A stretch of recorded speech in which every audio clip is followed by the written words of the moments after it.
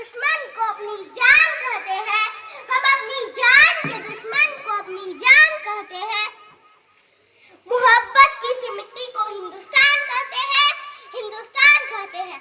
जो दुनिया में सुनाई दे उसे कहते हैं खामोशी, जो आंखों में दिखाई दे उसे तूफान कहते हैं। जो ये दीवार में सुराख है साहब, जो ये दीवार में सुराख है, चाइना अमेरिका पाकिस्तान साजिशों का हिस्सा है, मगर हम इसे अपने घर का रोशनदान कहते हैं, अपने घर का रोशनदान कहते हैं।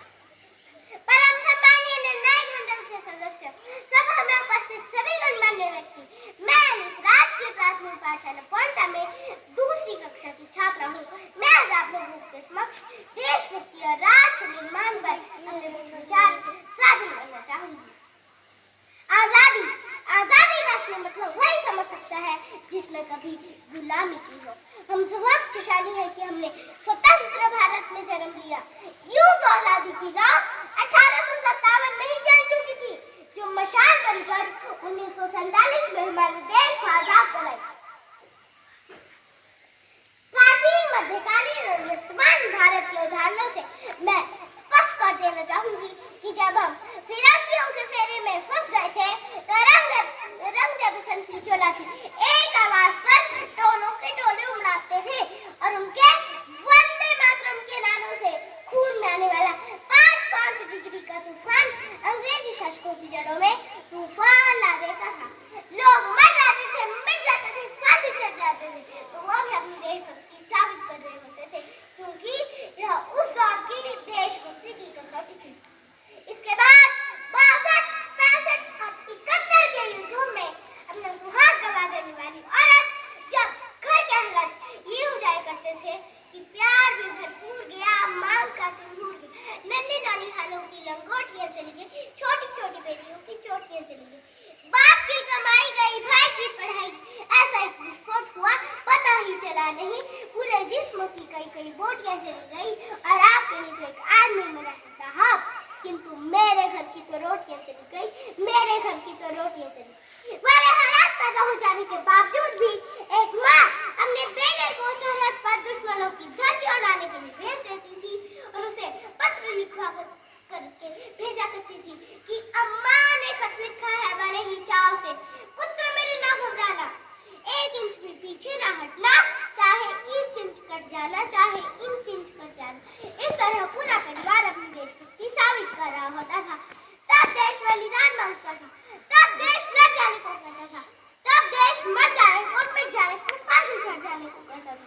किंतु आज देश लड़ जाने को नहीं कहता, आज देश मर जाने को, मिट जाने को, फांसी चढ़ जाने को नहीं कहता, बल्कि मेरे विचारों में कोई व्यक्ति अपना काम पूरी ईमानदारी, पूरी मेहनत और पूरी लगन के साथ करे तो वही सबसे बड़ा देश। मैं नहीं मानती कि व्हाट्सएप और फेसबुक की डीपी को 3 रंगों में रंगना ही देशभक्ति है, और अगर आप कहेंगे कि साल में 2 बार हाथ में तिरंगा ले लेना ही देशभक्ति है, तो मैं आपसे पूछना चाहूंगी कि फुटपाथ पर रहने वाला वो बच्चा ट्रैफिक की छांव में नंगे पांव में जब तिरंगा बेच रहा होता है तो कैसे आप उसकी देशभक्ति कहेंगे? नहीं, यह उसकी देशभक्ति नहीं, बल्कि वो उसके पेट की भूख की शक्ति है जिसे ऐसा करने पर मजबूर कर रही है, क्योंकि ना मस्जिद को जानते हैं, न शिवालों को जानते हैं, ना मस्जिद को जानते हैं, न शिवालों को जानते हैं। जो पेट के भूखे होते हैं ना, वो सिर्फ भोजन करने वालों को जानते हैं, वो सिर्फ भोजन करने वालों को जानते हैं। अपने परिवार, अपने समाज और अपने देश के प्रति समर्पण का भाव है देशभक्ति, और देशद्रोही के जीवन में आने वाले तूफान है हमारी सच्ची देशभक्ति, ताकि हर देशद्रोही यह समझ सके कि अगर तू परिंदा है तो यह आसमान तेरा है, कि अगर तू दरिंदा है तो यह शमशान तेरा है, भाईचारे से रहना है तो रह इस जमीन पर, वरना एक कब्र भी तेरी और एक कब्रिस्तान भी तेरा है, और एक कब्रिस्तान भी तेरा है। लेकिन एक देशद्रोही से ज्यादा देशभक्ति तब हाथ होती है जब एक बेटा अपने बूढ़े माँ बाप को वृद्धाश्रम की चौक पर छोड़ आता है। क्रांति उठती है वो देशभक्ति जब हम मुसीबत में फंसे लोगों की जान बचाने से ज्यादा हम सेल्फी लेकर अपने लाइफ को लड़ने में लगे रहते हैं, जिनके ऊपर जिम्मेदारी थी अपने परिवार, अपने समाज और अपने राष्ट्र की आशाओं बांधे रखने की। वही युवा से स्क्रीन पर अपनी कोमल उंगलियों के घर्षण मात्र से अपनी भावनाओं की इमोजी भेज रहा है। 4 बोतल बोर्ड का काम मेरा रोज का अरे भारत का भविष्य तबाह करके रखा है। हम ना एक ऐसे समाज में जीते हैं जहाँ पर लड़कों से बात करता देख जो भाई हटकाते हैं, लड़कों से बात करता देख जो भाई हटकाते हैं, वही भाई अपनी गर्लफ्रेंड को किसी घर में हंस कर सुनाते हैं। और मैं बता दूं, महिला सुरक्षा के मामले में आज भी हम बहुत पीछे नजर आते हैं।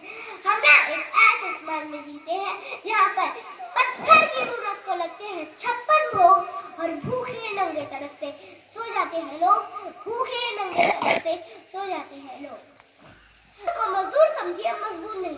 गरीब को काम दीजिए, दान नहीं। और अगर दान देने की इच्छुक है तो जीते जी रक्तदान दीजिए और मरने के बाद अंगदान देकर किसी को जीवन दान दीजिए। न सरकार मेरी है, न रब मेरा है और न नाम मेरा है।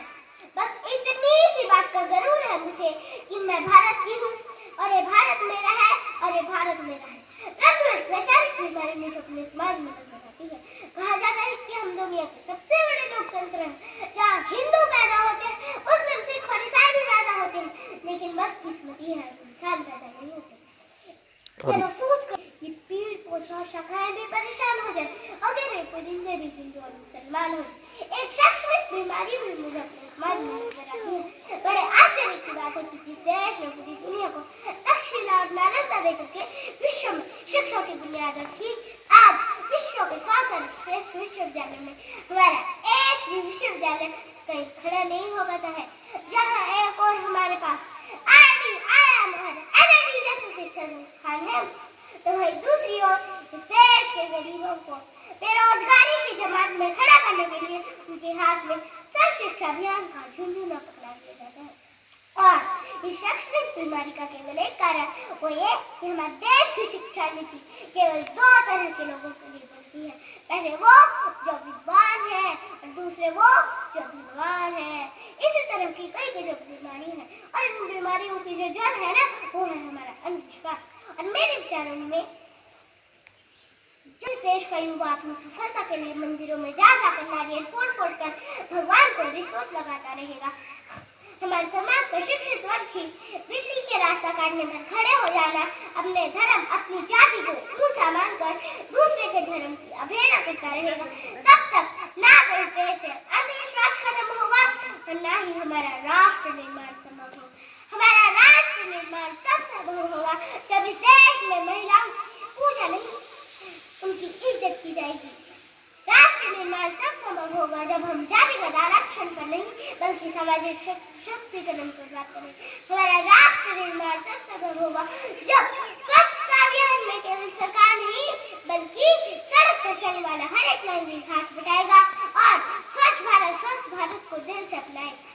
असल मायने में हमारा राष्ट्र निर्माण तब संभव होगा जब एक गरीब बच्चा मध्याह्न भोजन के लिए नहीं बल्कि 11 अर्जन के लिए सरकारी स्कूल की चौखट पर कदम रखेगा।